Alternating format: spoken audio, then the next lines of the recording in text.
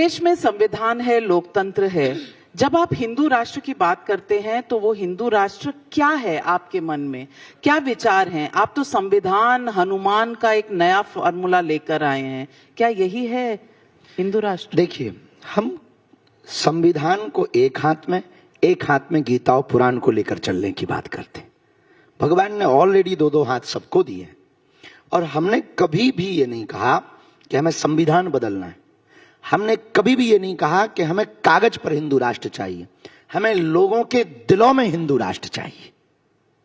हमें दिलों को परिवर्तित करना है और दिलों में चाहिए का मतलब ये है हिंदुत्व के प्रति प्रखर हों, मुखर हों, वो बिखरे हैं, वो एकजुट हों, ताकि ऊर्जा पूरे भारत के हिंदुओं की जातवाद से ऊपर उठकर राष्ट्रवाद में ऊर्जा लगे और भारत विश्व गुरु बने। तो हिंदुओं को तो राष्ट्र में आप बड़ी उपाधि देना चाहते हैं, सही है। बाकियों का क्या होगा? बाकी भी तो है। नहीं, बाकी भी रहेंगे। दुबई में सब रहते हैं, पर प्रमुखता तो जो है मुसलमानों को मिलती है। तो भारत में भी अगर ये हो तो क्या दिक्कत है? भारत में हिंदू सबसे ज्यादा रहते हैं, तो प्रमुखता अगर इनको मिले तो क्या बुराई है? रहने का अधिकार सबको है। सबके पूर्वजों ने इस देश को आजाद कराने में सहयोग किया, इसमें भी कोई संदेह नहीं। हम रहीम के भी दोहे गाते, रस खान की भी बात करते, एपीजे अब्दुल कलाम की भी चर्चा करते। हाँ, लेकिन जो देश को तोड़ने की बात करते हैं उनको कभी नहीं छोड़ते और छोड़ेंगे भी नहीं।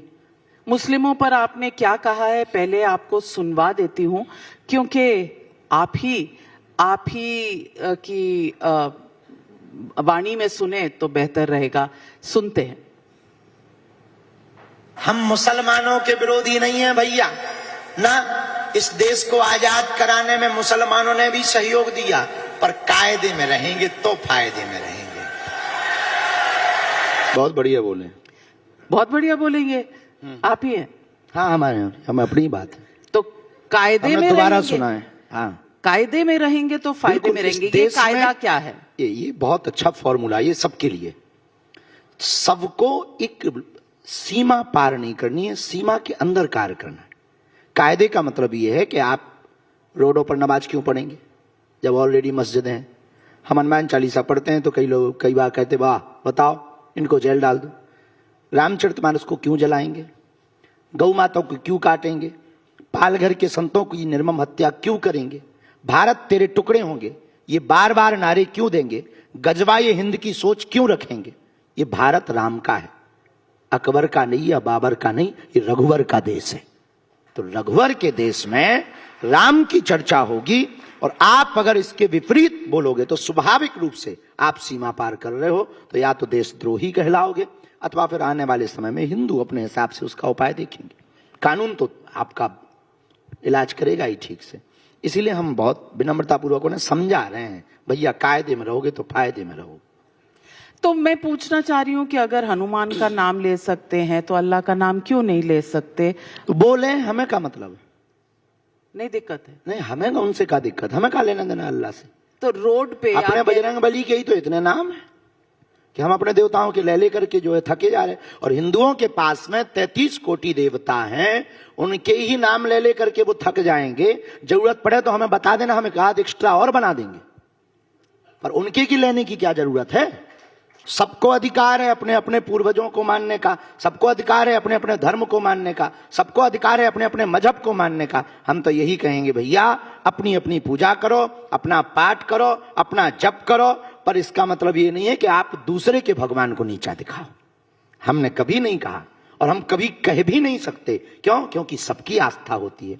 तो उनकी भी आस्था है, मुसलमानों की उनके भगवान में आस्था है, ईसाइयों की यीशु में आस्था है, उनको मानने दो। हाँ, लेकिन इसका मतलब ये नहीं कि आप ये नहीं कहोगे कि हम ही केवल उपासक हैं, बाकी सब काफिर हैं। ये भी तो नहीं कहा जा सकता। वरना हम भी तो जवाब दे सकते। इसलिए हमें उनसे कोई दिक्कत नहीं है, वो हमें समझ नहीं पा रहे। हम आदमी बहुत ठीक हैं। आप आदमी बहुत ठीक हैं, ये तो आपके फॉलोअर्स जानते हैं। और आपके तो इतने फॉलोअर्स हैं, इतने भक्त हैं कि आदमी ठीक होंगे तभी आपके भक्त हैं। अब इसका निर्णय तो अभी समय पे है। जल्दबाजी में किसी को अपना बनाना हम बहुत अच्छा नहीं समझते। अभी हमें लगता है कि कुछ दिन ही बीते, और इंतजार करना चाहिए कि हम आदमी ठीक है या नहीं। ये देश अपने आप निर्णय लेगा और हमें सही या गलत ठहरने के लिए देश की सेवा नहीं है, अपितु हमें जीते जी सनातन के लिए कार्य करके जाना है। यह हमारा ध्येय है। बाबा, सवाल लोग पूछते हैं कि आपने कहा सड़क पर नमाज नहीं पढ़नी चाहिए। उत्तर अच्छा, क्यों पढ़नी चाहिए? अच्छा, आपके ताज होटल के सामने यहाँ पे नमाज पढ़ने लगे, कैसा लगेगा? और जाती है तो उसके लिए रास्ता भी तो पर्याप्त है, तो उनकी भी तो जाते हैं ताजिया, उस पर तो नहीं हमने बोला, हमने नमाज पे बोला है। हाँ, तो नमाज में उनके भी तो ताजिया निकलते हैं।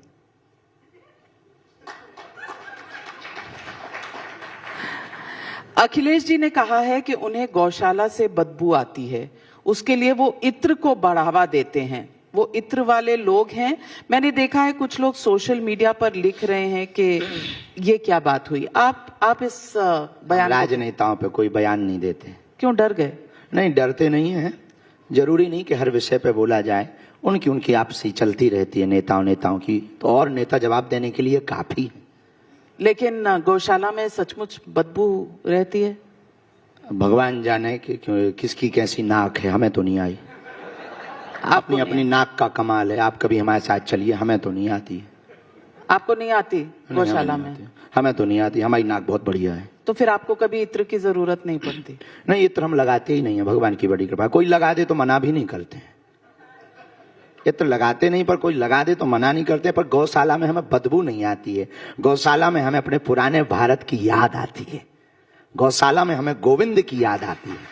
गौशाला में हम जब जाते हैं तब हमें पता लगता है कि यही गौशाला है, ये वही गौएं हैं जिनके पीछे हमारे गोविंद भागे। गोविंद का मतलब भारत का अस्तित्व पीछे पीछे गया। गोविंद का मतलब भारत का आने वाला भविष्य पीछे पीछे गया। गोविंद का मतलब इस देश का प्रेम पीछे पीछे जिस गौ माता के पीछे दौड़ा हो, वहां हमें बदबू नहीं आती, वहां तो हमें सुगंध आती है।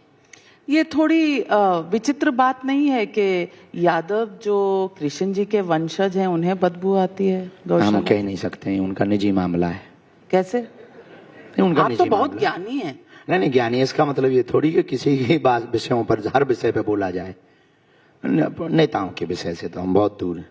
क्यों नेताओं से? आप नेता तो आप... नहीं, रास्ते सबके अलग अलग होते हैं। अब हमारे साइकिल वाले को कहो कि पर्चा बना दे, वो थोड़ी बनाएगा। लेकिन किसी हाथी वाले को कहो ये पर्चा बना दे, तो वो अपना उनका विषय, हमारा एक अलग, अपना अध्यात्म का अलग विषय। लेकिन बीजेपी वालों के साथ तो आपके बहुत अच्छी हमारी सबसे बनती है। हमारी तो कांग्रेस में कमलनाथ जी से भी बनती है। उनकी कांग्रेस में बनती है? अब उनकी नहीं बनती है, उनका वैसा, लेकिन हमारी तो कमलनाथ जी से भी बनती, दिग्विजय सिंह जी से भी बनती, उनसे भी खूब बातें होती। उनके घर भी हम जाते, कमलनाथ जी की यहाँ कथा भी सुनाने गए, और सपा के भी 2-3 विधायक जुड़े हैं, वो भी धाम आते। तो हम किसी पार्टी के नहीं है, हमारी ऑलरेडी खुद की पार्टी है बजरंगबली की। अच्छा, हाँ, खुद की बजरंगबली की पार्टी? हाँ, बजरंगबली ऑलरेडी चल रही सदियों से, जो राम का नहीं वो किसी काम का नहीं, निशान मुकद्दर है, वोट फॉर यू। अभी हाल ही में प्रधानमंत्री जी आपसे मिले, किसी को उन्होंने ऐसा छोटा भाई तो नहीं कहा, आपको तो कहा छोटा भाई, हाथ पकड़ के कुछ कह भी रहे थे आपसे? ये उनकी विशाल हृदयता का प्रतीक है। उनका विजन और मिशन इस देश के लिए बहुत अद्भुत है, और निश्चित रूप से वो 140 करोड़ देशवासियों के प्रधानमंत्री हैं, और उनका सबके प्रति बहुत समर्पण रहता है। और स्वाभाविक रूप से उन्होंने जिन शब्दों के साथ संबोधन किया, तो हम चाहते हैं कि हमारे जीवन काल में इस गरिमा को हम बनाए रखें, और ऐसा कोई कार्य ना होवे ताकि उनकी आत्मा को या भाव को कोई ठेस पहुंचे। और वो बहुत ही सहज हैं, इस बात से सहज हैं कि अमेरिका में पहुंचने के बाद ठीक छोटे से गांव में, बुंदेलखंड का एक छोटा सा गांव गड़ा, जहां बागेश्वर बालाजी विराजमान है, उस छोटे से स्थान पर कैंसर हॉस्पिटल के उस शिलान्यास भूमि पूजन के लिए पहुंचे। तो निश्चित रूप से ये दर्शाता है कि हमारे देश का प्रधानमंत्री, हमारा देश सही हाथों में है, सही जगह पर है। जो छोटे जगह को भी बड़े बनाने का विजन और मिशन देश को सौंप दे, वही बढ़िया होता है।